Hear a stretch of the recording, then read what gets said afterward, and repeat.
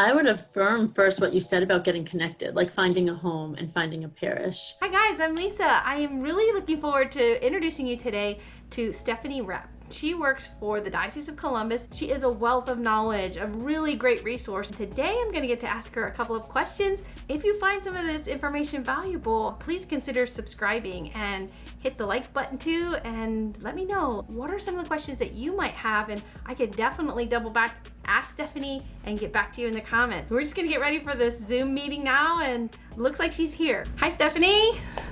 Hi, Lisa. I'm so glad that you said yes to come and talk to us today. I think marriage and family is wonderful. And I know you do too. I just want to introduce you to everybody. This is Stephanie Rapp. Okay, Stephanie, so you are at the Diocese of Columbus. Can you tell us what you do over there? So as the Director of Marriage and Family Life, it's such a blessing to be there. And a lot of people actually don't know what exactly we do at the diocese, or that sometimes people don't even know there's a Marriage and Family Life office. And actually, sadly, in some dioceses there isn't. But here we're so blessed. We are an office of 3. So I am the director, and then Catherine Supernaz is our Marriage Prep Coordinator, and Jennifer Fullen is our NFP Coordinator. And that kind of tells you a little bit about what we do in the office. We basically are like ministers to the ministers. So a lot of our role as a diocesan office is to support the parishes in the work they're doing, because they are the ones who are working with families and married couples, engaged couples. They're the ones doing a lot of the direct ministry. So a lot of what we're doing is supporting them.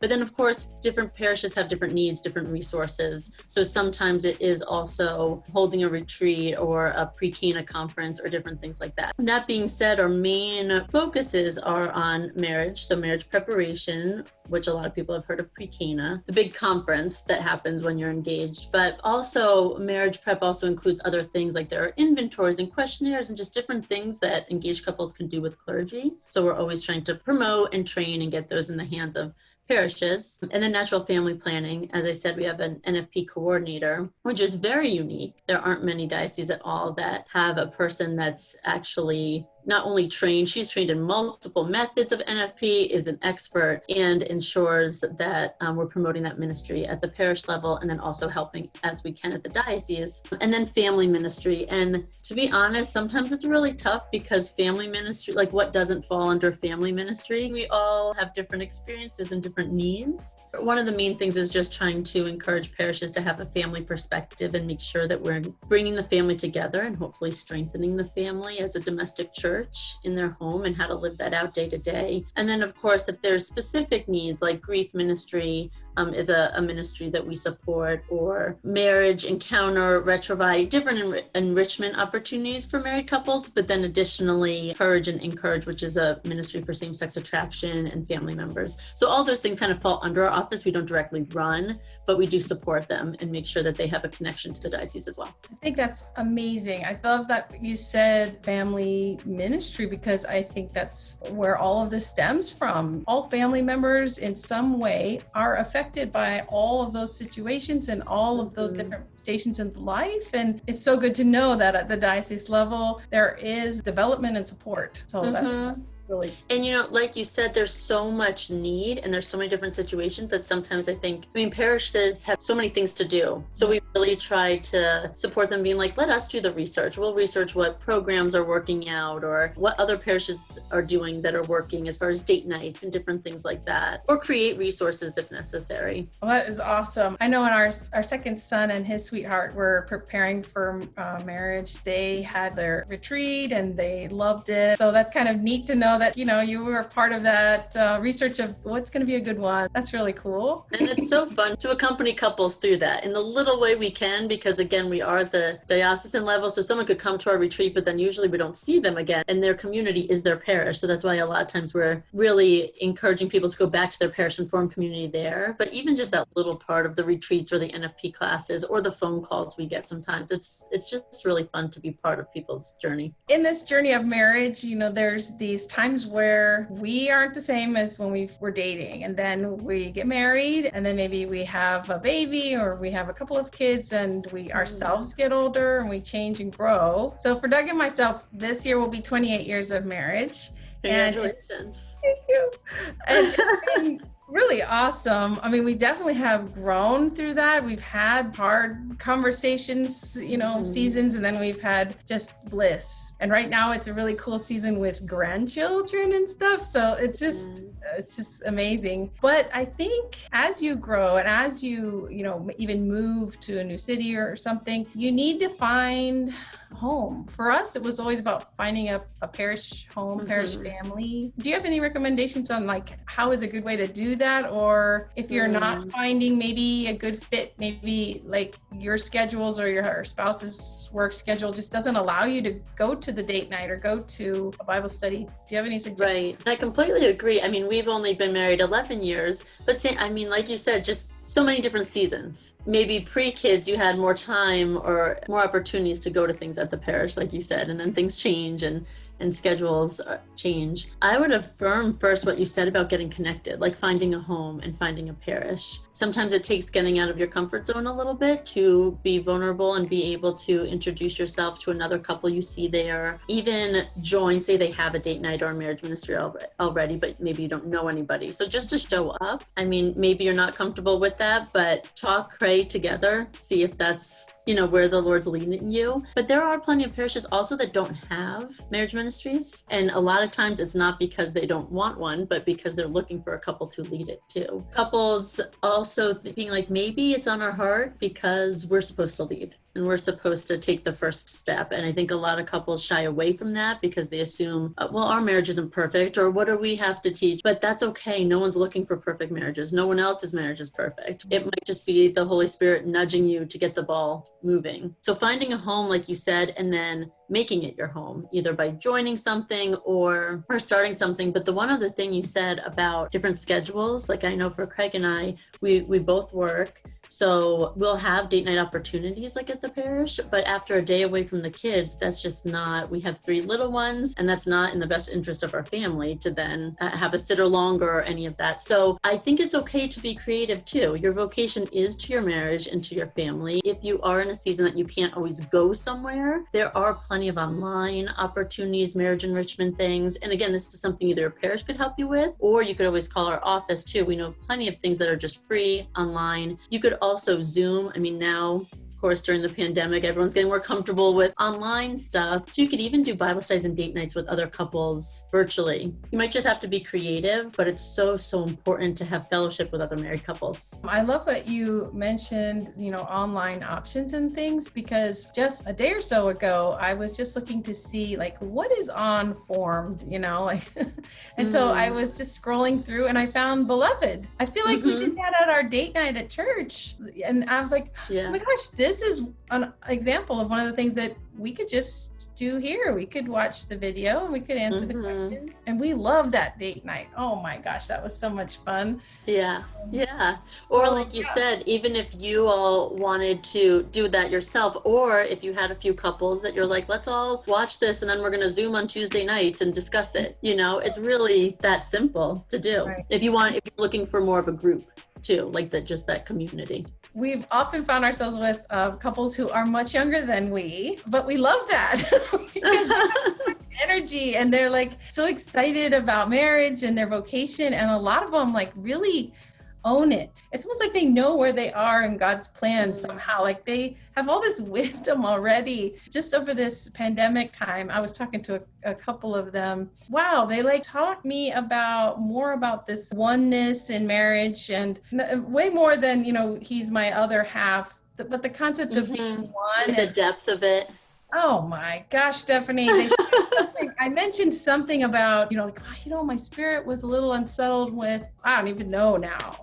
Yeah. But then I was able to say, Doug just kind of spoke into it, and it was almost like the clouds of lie, they're gone. And it was like, we could see the situation very clearly, very simply.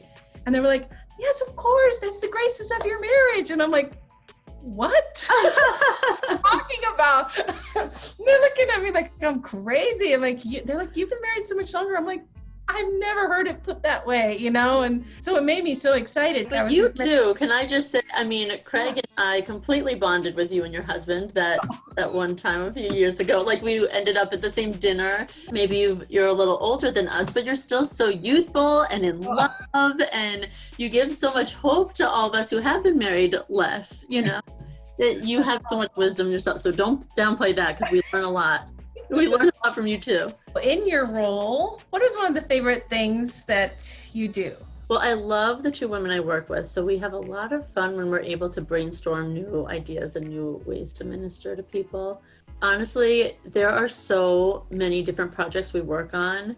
Each new one I get really excited about because one of the joys of my job is that it's helping me be better in my vocation. Hopefully my experience as wife and mom is helping me be better at my job, but my job also really helps me be a better wife and mom too. So I just feel so blessed in that, things that I'd be reading for work, I'm like, I would want to read this in my own personal life and vice versa. So I genuinely just enjoy a lot of the projects and things we work on, selfishly because they also help me be better, and hopefully are helping my own family, but also because it's so important, So even when we get to talk about, the resource table at pre-Cana, or how we're going to reach out to high school students about what marriage is at a younger age, or helping people who are maybe going through a struggle in their marriage and we want to offer a retreat, or building the relationships with parishes, because again, they're the experts on what their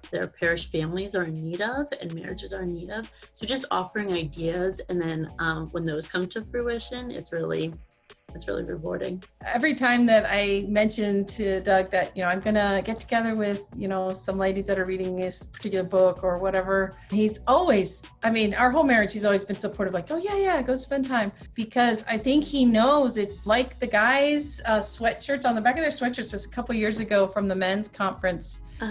Iron sharpens iron, as the logo or whatever. That's what it's like. It's like I come back and I'm like, hi. Right. This is great.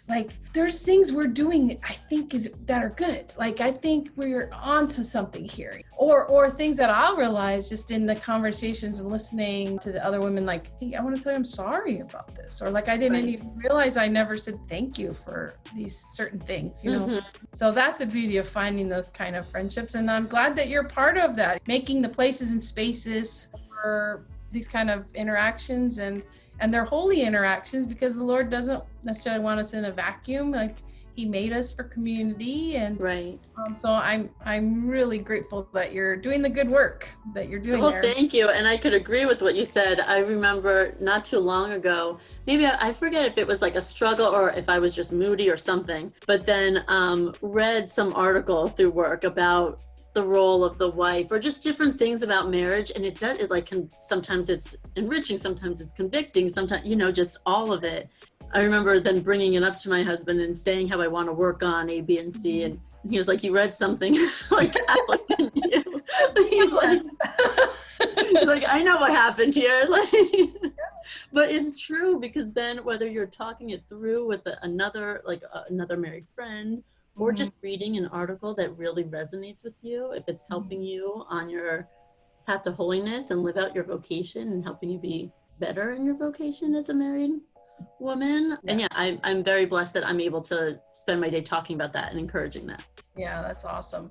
When we are having a dry time in our marriage, I think it's almost feels embarrassing to reach out or to ask, somebody else, have you been through this? You don't want to ask that, or how do we pull ourselves out of this, or what is this about? And I don't, for myself, I don't want to reach for the tip of the day worldview on how to fix your relationship. The tip of the day is drop it. It's not making you happy. Walk away, it's all about your comfort, or, whatever. So I'm always seeking out, well, is it a Catholic author? Or is it a Catholic ministry? There's a lot of bigger crises that you can be in, but you could just be in a kind of dry kind of time, like you said, moody or whatever, to not have to filter out well, wait, I'm reading this thing, I'm kind of getting into it, and it's not even in line with what I believe. I don't want to think about that. I just want to go to a Catholic source. Yeah, looking for those practical steps. I know. I appreciate you taking the time to talk to us. And I was just wondering, do you have any last thoughts you'd like to leave us with? I would say, especially speaking to married couples, not to underestimate your love for each other and that love that shows up every single day. So it doesn't always have to take the date nights or always a big retreat. You know, you might be in a season of life where you can't devote a ton of time because you have a lot of little ones or anything, but the everyday little beautiful ways that you could serve your spouse and live out your marriage are just so important, and not to underestimate those times that you are forgiving or praying for each other or sneaking in a kiss, or just little, or doing an extra chore for your spouse. Those are not, they might seem little, but they're not. So I would say don't underestimate that. Take those little steps, and then when you can, devote even more time to reading a book together or watching something like this video or podcast or any of that. Go ahead and do that. But even if you can't, that doesn't mean all is lost. Just do your best to just love each other in every single moment, even those small ones. That's awesome. I love that. Stephanie, you've got some resources that you'll share with me, and then I'll put all of the different links and books and things like that, article ideas to check out in the description below. I really appreciate you taking this time. Thank you so much. God bless you in your ministry, and thank you for doing that for all of us.